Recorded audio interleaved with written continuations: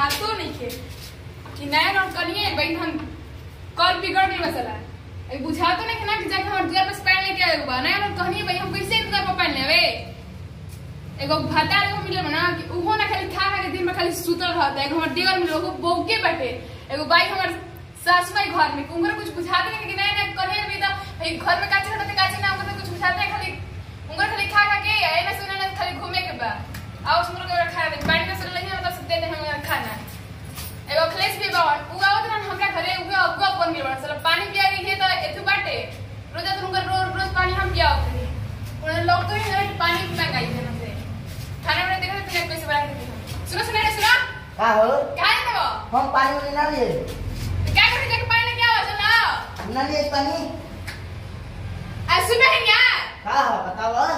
हम कौन नहीं पानी है हमारे तो पानी नहीं लाई पानी लेके चले जाना से पानी आके हमारे तो पानी नहीं लाई अरे क्या हरा के हम करे हाय पानी हम दे लग ले खरी हैं पानी में दे लग खरी जैसे क्या खाना बना कल बिगड़ से गई ले कैसे कल बिगड़ गई हो आई तू हमसे कलवार कर देला ओहो कला से अरे बोल जानियो को आसर गिरा दे सुना करा हम मछ पर गैस में कला बिगड़ दिया वो आसर गिरल बा जाके लगाओ ना फिर हम ठीक बड़ा के बिगड़ ले देखला से गिरा का भाई बाबा मार घुमच के ना हमारे तो सब दिन ना दुआर देख पानी लेके आई जब हमने कौन सा दुआर पर जाके घूमे खातिर के तो तू पढ़ाई बिगाड़ तू जान का लगा पानी लेके आवे कि नहीं हम ना लिए हम ये खाता नहीं हम ना खाते सही में एकदम थेथरे बड़ा संकार कोनियो के हां हम के थेथा है सुन ना अगर अखलेस के भेटाई तो मतलब अपने को देख के कैसे घर में शादी करना हमर कॉलेज फुट गई एकदम में बढ़िया घर में आके बड़ू हमनी करम फुटल बना कैसे घर के बेटी आके लगा देखो के आम के टांड हमनी कपार करत अरे बुझाते ही कितना टाइम करतनी बुझाते नहीं वो चिकन का नहीं उन्हें क्या सकता है तन्ने बाबू के मुंह नहीं खा सका ते का जवान रहो तो चट्टा खाना बना के बनी को कल बिगड़ जाता सुन ना सुबह खाना मिला रहता कि ना जरल भात मिला रहे आ काचे सब्जी मिला रहे ना पानी मतलब हो जाए पर के पढ़ने को नहीं खाना देते हम पिए जा पानी मतलब हो जाए हमारे तो पानी में ना है खाना तो कुछ खाना हमारे से कुछ ना बनी ठीक बात खाना हमारे से ना बनी तर बना ही के पड़ी तो हां ये भी समझा दे कि ना लेकिन पड़ी क्या खाना बनाई हो तरी क्यों थी मत इतना हम बाकी हम जान जान के कॉल अरे का हल्ला कइले बल सरे पानी तन ले एक गिलास तब पियम तरी तो तरी हनी आई बा तरी याद रख हम बता देनी जल्दी देखला ना ई क्या कर रहे हैं सब कुछ हनिया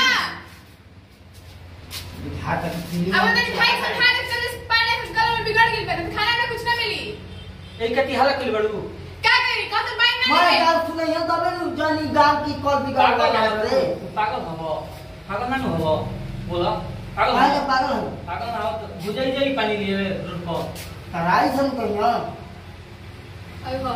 भेटाई हम तो लंबी और दी तुम की जगह की कहलाड़ी बा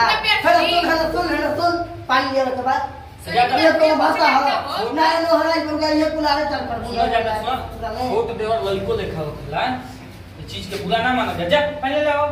लो पानी ले प्रेम से ना बोली हां ने छोट देवर तो छोट देवर प्रेम से ना बोला जाला तो मैं बिना के ना को नहीं जब पानी ले रोड पर ना कोने कल तू लिया तू मेरा बनाव रहे वो आकर बिगा देता लिया जान के ऐसे भरा आज रे वो बताइए हम जाए हम कर बिगड़ हमर माथा गरम होता हम अभी चुमा चुमा छोड़े ले का हो हां हमर माथा गरम होता हम जितने अबे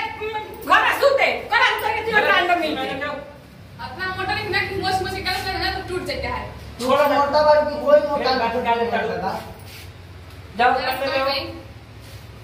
हां तो दूर के दे दे तारे कह समझाई कोई ठकी को तो हम सी जाई एक ठकी हला कर बड़ तो के तरांस कर पनीर में ना लगे रे कौन जाए चिल्ला तो मार लो हालो मत करो हतने में बना दे खाना अरे होइसा नहीं रे बन तो लेकर बस मेरा जो हमर टोनी पर खिसिया दिया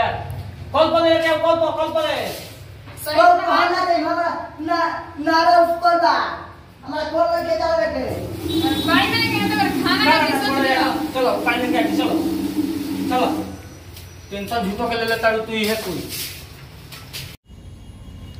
नमस्कार प्रणाम हम खुशी पांडे ये पूरा भोजपुरी समाज के गोड़ लाती जैसे लोग प्यार दुलार बने हुए वैसे बनेले रही जी भैया नमस्कार प्रणाम हम विशाल दुबे पूरा भोजपुरी समाज के गोड़ छू के गोड़ लगतनी आप सब जैसे अपन प्यार दुलार आशीर्वाद बनैले बनी यही तरी बनैले रही और आप सब जिससे पूरा जोड़ी के प्यार दुलार दे के कहाँ से कहाँ तक पहुँचले बन तो आशा ना पूरा विश्वास पर रहो। सबसे प्रार्थना बा कि रहो सब एहू जोड़ी के प्यार दुलार आशीर्वाद दी।